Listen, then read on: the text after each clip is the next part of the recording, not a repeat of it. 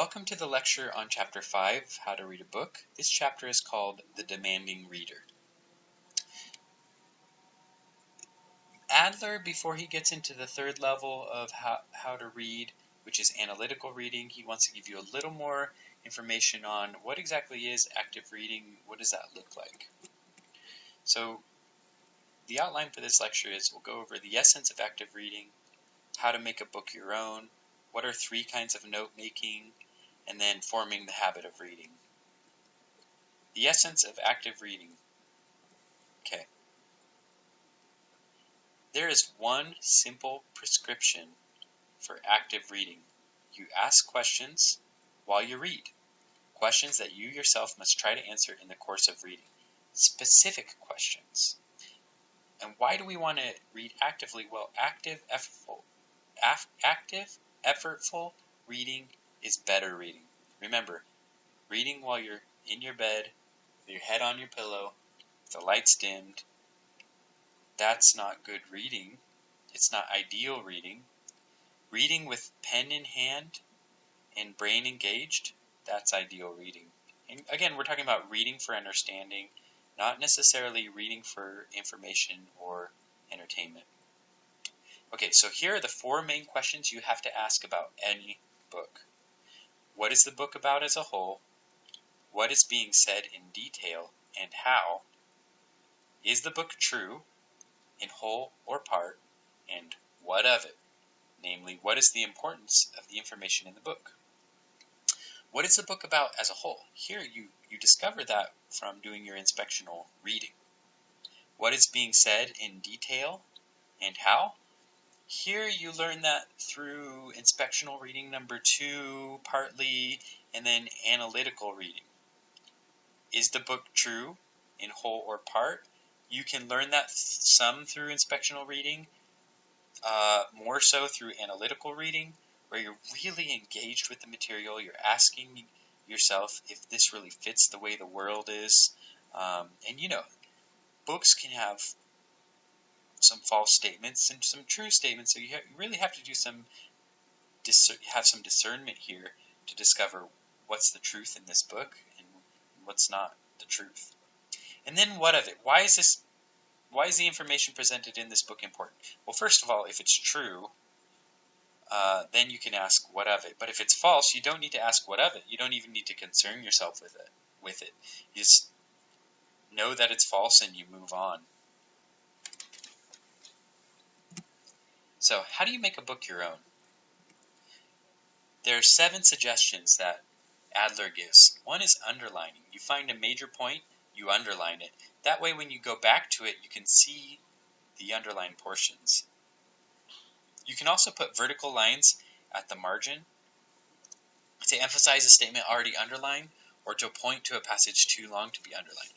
Vertical lines have the same function as underlining. It's marking off of major points. If there's a whole paragraph, you don't want to underline the whole thing necessarily. I mean, maybe that's your style, but you can just put a vertical line down the side of the paragraph to show yourself that this is important. A star or an asterisk, this is again to emphasize, and maybe there are 10 or a dozen passages or statements in the book that are extremely important to the author's point or something that really sticks out to you. You put the star and you know that's more important than an underline. It's a major point, or it's a main point, or it's a point that really struck a chord with you. You can also put numbers in the margin if you're trying to indicate a sequence of points where author says, first I will say this, second I will say this. Or if the author is developing an argument, you can put numbers for the premises, premise 1, premise 2, conclusion. And that will really help you when you come back to the book to see what the flow of the book is, the argument of the book is, the main point of the book is. Also, you can put numbers of other pages in the margin so that you can refer to other portions of the book, say for a similar point that's being made.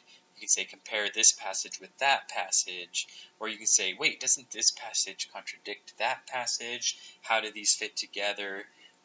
It's to help you kind of navigate the book to see how all the pieces fit together. And 6, circling of keywords or phrases, that has the same function as underlining. And 7, writing in the margin. This is important. This is to record questions you have about the book, or to summarize points or main points, and to record the sequence of major points. Point 1 that the author makes, point 2. And I would suggest writing this on the back page or the front page of the book, and keep it as brief as you can, so that when you come to the book, say a year later, you can open it up and see that summary that you gave, and you can understand what the book is about, what the argument is, what are the main points, without having to reread the book. There are 3 kinds of note-making. One is structural note-making. This is what you do with inspectional reading. You're answering the questions of inspectional reading, such as what kind of book is it, what is the book about, what is its structure. 2 is conceptual note-making. Here you're making notes about the concepts in the book. What ideas is the author wrestling with, putting forward? What sort of argument is he trying to make? That's conceptual note-taking. And then 3 is dialectical note-making or note-taking. Notes about the discussion that is engaged in by several authors on a single topic. This is the most advanced sort of note-taking that you can do, and it's involved with syntopical reading, where you're trying to read multiple books, multiple authors, and bring all that together to synthesize it, to summarize it, and to rise above all of those authors in your understanding of the material. And note-making is what you should do when you read, especially for understanding, so that you know the structure, the ideas, and then the dialectic on a given book or topic. And then finally, forming the habit of reading.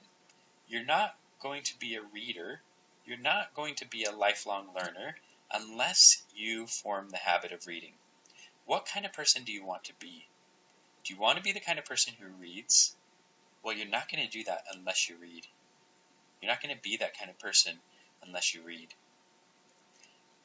What kind of person do you want to be? Do you want to be a lifelong learner? You're not going to be a lifelong learner unless you read. So, reading is an art or a skill, and any art or skill is possessed by those who have formed the habit of operating according to the rules of the skill. All right? You have to form the habit of operating according to the rules of the skill.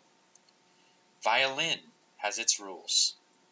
You have to operate according to those rules to develop the art of playing the violin.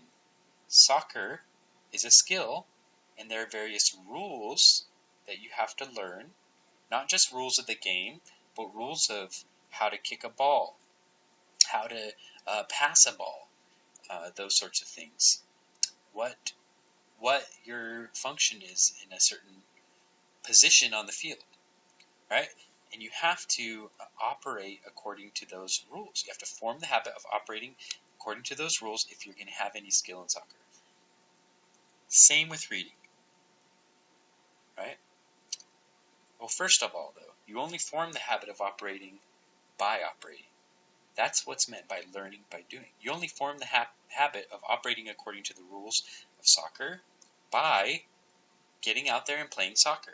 And it's not just by playing soccer, but it's by being coached according to the rules. So being skilled in reading, then, is you have to know the rules of reading, all the rules that are in how to read a book, the different levels of reading, analytical reading, inspectional reading, etc., syntopical reading. You have to know those rules and possess the habit of reading according to those rules. You put the rules of the book into practice. Okay? So the habit of reading according to the rules is gained through practice, and only then will you have skill as a reader. and only then will you develop the habit of reading. And with enough skill, the many rules of reading will converge onto one skill, and reading will become a fluid action where you're taking all these rules and you're doing it all together, all at once, much like the expert skier is with skiing. There's so many rules that the skier has, and yet, for the expert skier, they're doing all those rules as one fluid action as they ski down the mountain. And so when you're reading, you're not necessarily keeping in mind, swipe my hand across the page, underline, look for the main point. You're just doing that because you're so skilled at reading, it just has become habit.